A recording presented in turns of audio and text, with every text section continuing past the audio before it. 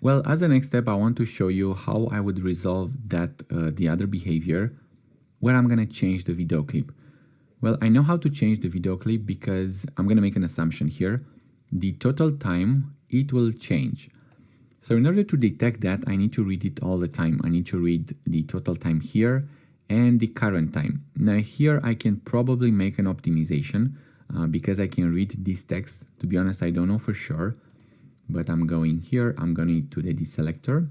I'm going to indicate element, and let's try to use this. Maybe I can find here. Let's put here. Open in UiPath Explorer and drag and drop here. And if I'm going to expand under the root, which is somewhere here, I'm going to go expand, and there are 3 time span. Well, the value of this, as you can see, the inner text includes the live, so maybe I can see only the value without the live. So let's double click on the first one, hit validate. Again, the text I can see here in the inner circle. Okay, double click. That's the total time.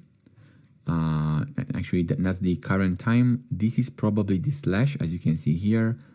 And this is the total time. And there is another button which says live. So I could potentially identify the text from here. As you can see here, that's the text with cutting the live. Now, this is an optimization which I can do it. I can ignore the live. Switch slash split from the slash, and then put the right side and put the right side parse using 2 values. I hope it's clear. Now I will not do that. I don't want to save it. Okay, so I have an error here. I'm gonna cancel because I don't want to alter the selector.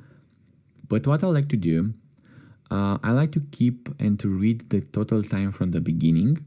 And here in the while, I like to break and to know if the clip has been changed. So let's copy, because I want to read the time at the beginning. I'm going to say clip duration is waiting, and I'm going to put another paste here, get the total time. Now the value, I would like to put it in another variable. So I'm going to define cut. I'm going to say create variable, and I'll say current total time string. And here I can make an if. I'm going to make a comparison between the string which I have read it here. And by the way, I'm going to compare strings here. I don't want to use the parse for the total time because I don't need that. What I'm only interested in to detect when this clip is changed. So I'm going to say total time string is different rather than current total time string. Actually, let's check this variable if it's correct. It's current total time string. I'm going to copy and hit paste. And here I will say, definitely I'm going to put a log.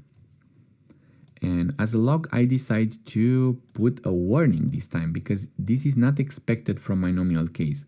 Now, warning is not an error, but it's related to the behavior because the clip has been changed. So I'm going to say the clip has been changed. And I will also, I would like to exit this while, and I can do that with a break. And hit a break and hit save. And to the if, I'm going to say check if video is changed. Hit save. Collapse. And that should be all. Let's have a look. I'm going to make this clip visible. Go to the back. And let's give a run to this file. I'm not going to debug, but instead I'm going to run. So to make the logging visible, I will put this output. And let's start to play. Clip duration is 1 hour, waiting to finish. Awesome. Let's give it a next. The clip has been changed. Well, I can tell the new duration. And also I can enter again to wait, because right now this is just it's exiting from here. So what I can do, because I would like to wait the video until finish, I'm only interested to inform the new value. Clip duration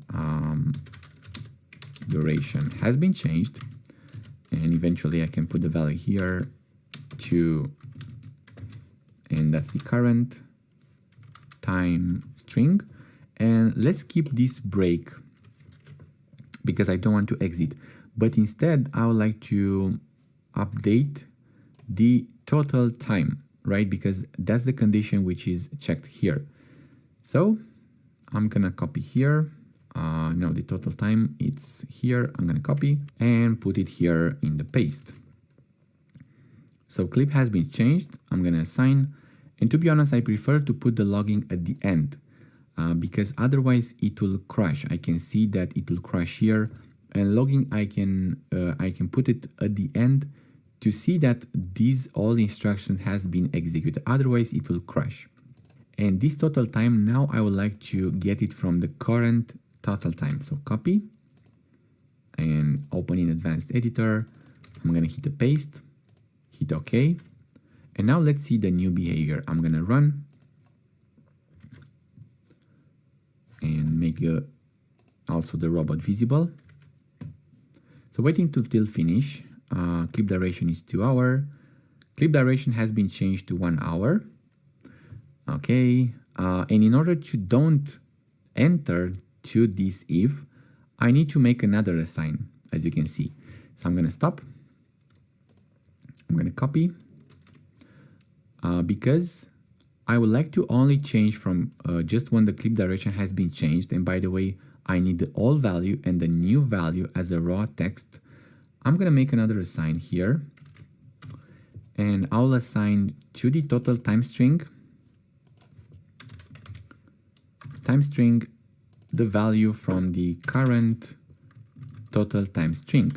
Hit save. Now let's give this another run. So I'm gonna hit a run. So clip duration is 1 hour, waiting to finish. Let's go to the next one. Clip duration has been changed to 2 hours and 3 seconds, which is exactly what I'm interested in. And let's see if this one still works. By the way, I can do the same trick to detect if seeking has been done. I'm taking the old one, I'm making a comparison, and I should wait just one second to pass. So let's fast forward a bit.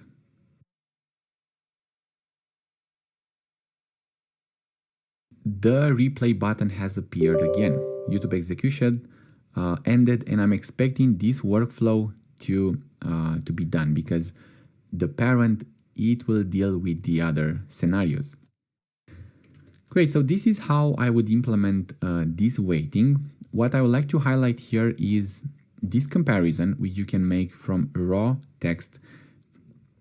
Now, the reason I have skipped this parsing is because I'm using the same source of information. I could create another variable of type time span that would involve the new current time, but that would not have any sense. What I'm interested in is only compare the raw two values, which is exactly what I'm interested. Then I'm gonna assign the new one and go back the total time because I have detected this trigger, set this value to the new one, and put a log message that the clip duration has been changed with the new amount of value.